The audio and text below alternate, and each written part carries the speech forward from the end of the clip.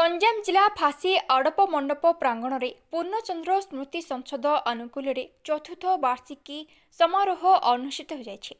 प्रतिष्ठात्री तथा सभानेत्री प्रमिला पाणी आयोजन में युवकवि राय रंजन नंद संयोजन में अनुष्ठित उत्सव को जातीय एवं अंतर्जातीय कवि प्रसन्न दलई मुख्य अतिथि भाव जोगदे उद्घाटन कर मृत्यु परर जीवन शीर्षक आलोचना चक्र उपरे आलोकपात करथिले। आज पूर्णचंद्र स्मृति सभा होता कोदलार फासी ठारे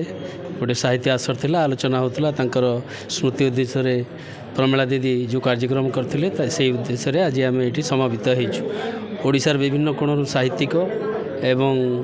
विभिन्न जगार साहित्यिक आसीथिले विभिन्न आलोचना हला मृत्यु पर जीवन उपरे आज जो आलोच्य विषय था तापर है किसी संवर्धित कवि मानू संवर्धना भी करागला। कवि प्रशांत मिश्र सभापतित्व में वक्ता भावे नर्मदा दोरा एवं मुख्य वक्ता भावे गोपाल चंद्र लेंका सम्मानीय अतिथि भावे शिक्षक सीमांचल पाणी उपस्थित रही स्वर्गत पूर्णचंद्र स्मृतिचारण करा सह अतिथि मानक करकमल कवि प्रमिला पाणी स्वरचित पुस्तक भूली हुए ना उन्मोचन करा। सेहीपरि द्वितीय अधिवेशन में संयोजक बलराम पल्लई एवं संयोजिका दिव्यानी माथ्रा संयोजन में अन्योन्य 30 जन निमंत्रित कवि निज कविता पाठ करथिले। शेष में अनुष्ठित संबर्धना उत्सव में दंडपाणी महापात्र नरेश चंद्र राय महापात्र गौरचंद्र षडंगी ब्रजबंधु बेहेरा एवं नलिनी प्रभा मिश्र भली बहुविध प्रतिभा मानू सम्मानित कर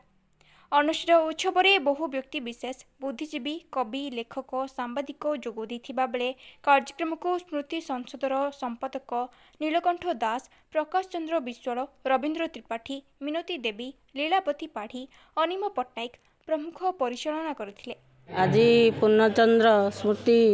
संसद तरफर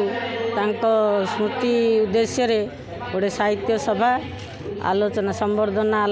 पर्व आलोचना मृत्यु पर जीवन आलोचना चक्र रखाइला भी प्राय 40-50 आसछन्ती।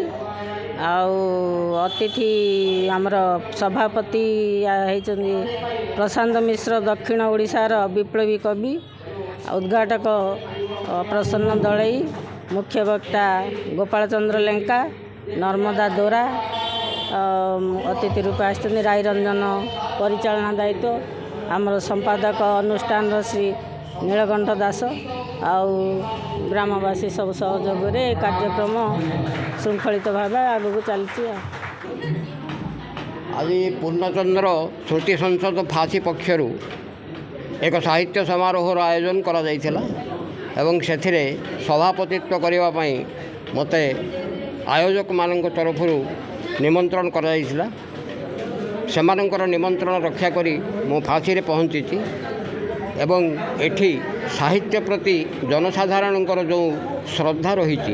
ताकू देखी मो अभिभूत होईची एवं विशेष करी महिला माने जेभली एठी कार्यक्रम रे अंशग्रहण करिसंती ता एक स्वागत योग्य पदक्षेप